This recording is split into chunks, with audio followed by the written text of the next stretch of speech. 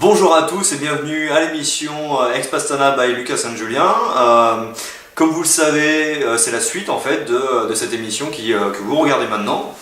Elle avait débuté en fait en juin dernier par rapport au fait de l'ouverture de cette exposition universelle à Astana au Kazakhstan. Ce qu'on vous propose en fait, c'est tout simplement de venir avec nous, de visiter cette exposition universelle. Donc vous aviez pu éventuellement avoir l'occasion de regarder des vidéos qui avaient déjà été faites à l'occasion de cet opening, et maintenant c'est le temps de la fermeture de l'exposition, c'est-à-dire au bout de 3 mois d'exposition. Voilà, ce que je vous propose maintenant en fait, c'est de présenter mes nouveaux collaborateurs, Paul ici présent. Bonjour. Et Florent. Bonjour. Voilà.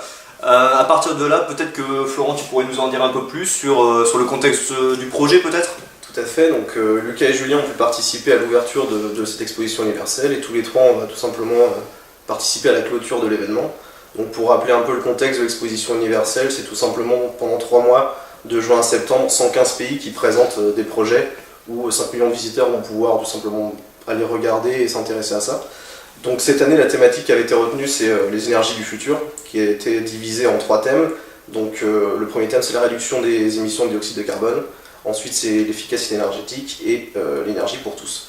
Et donc chaque pays a un pavillon et présente en fait un état des lieux des énergies dans leur pays. Puis il présente plutôt vers l'avenir les solutions durables et leurs avancées et innovations technologiques.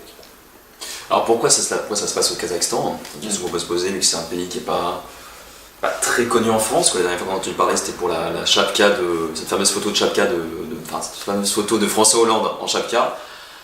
Et tout simplement parce que le pays est extrêmement riche en ressources en matières premières. C'est un des 9e en surface, c'est le 9e pays du monde. Et quand il y a énormément de pétrole notamment, il y a énormément de gisements de pétrole non exploités dans la mer Caspienne. Il produit aujourd'hui 3% du pétrole mondial et a l'objectif de devenir l'un des plus grands exportateurs d'ici une dizaine d'années. Il est aussi riche en fer, en manganèse, en chrome, en potassium, mais également en uranium. Un tiers des ressources en uranium sont présents au Kazakhstan. C'est le premier producteur mondial. Exactement. Et c'est aujourd'hui la locomotive, depuis sa sortie de l'URSS, c'est la locomotive économique de l'Asie centrale. Son PIB explose, à l'image de sa capitale, Astana, où se passe l'exposition universelle, qui est une capitale relativement récente, qui se couvre de gratte-ciel depuis une vingtaine d'années. Voilà, et comme vous avez pu le voir dans les vidéos précédentes, sur Astana, en fait, c'est une ville comme vous avez pu le voir, en fait, à 2 vitesses. Du coup, là, dans un premier temps, on va visiter en fait la nouvelle partie de la ville, faite, comme l'a dit Paul, avec des buildings, avec une architecture assez mégalomane. Et une autre partie du coup qu'on aura, j'espère, l'occasion de retourner là-bas. En tout cas, c'est l'ancienne ville en fait, qui est plus avec une architecture soviétique.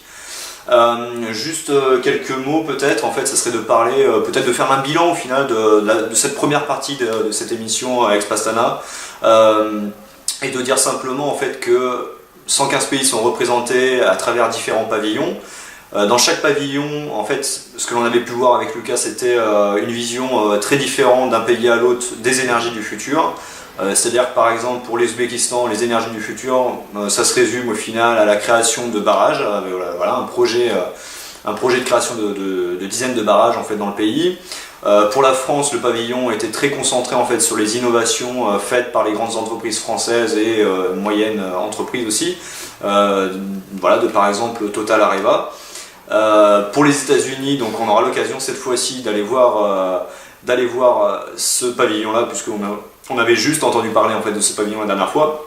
Mais d'après ce qu'on a pu entendre de dire de ce pavillon, c'est par exemple une énorme vidéo assez dynamique sur les bienfaits des États-Unis. Voilà. Du coup, pour aller un peu plus loin encore et pour aller peut-être un peu plus chercher dans l'analyse tout ça, voilà. Donc là, en fait, on est invité à nouveau pour cette exposition. On part exactement demain, on prend l'avion pour aller jusqu'à Istanbul puis Astana à partir de Toulouse. On arrive samedi du coup, juste samedi, une journée samedi exactement, samedi vers 2-3 heures du matin, du coup ça sera dans la nuit. Donc on a 2 jours pour visiter l'expo avant qu'elle ferme. Exactement, puisque la fin de l'exposition est prévue le dimanche soir. Voilà. Donc on va essayer de faire un tour rapide de ce qui n'a pas été fait, essayer de montrer en même temps plus globalement, le Kazakhstan, tel qu'il se présente aujourd'hui avec l'exposition universelle, quoi. Exactement, et puis du coup on va essayer de vous faire découvrir d'autres parties du Kazakhstan peut-être. Voilà. Ouais.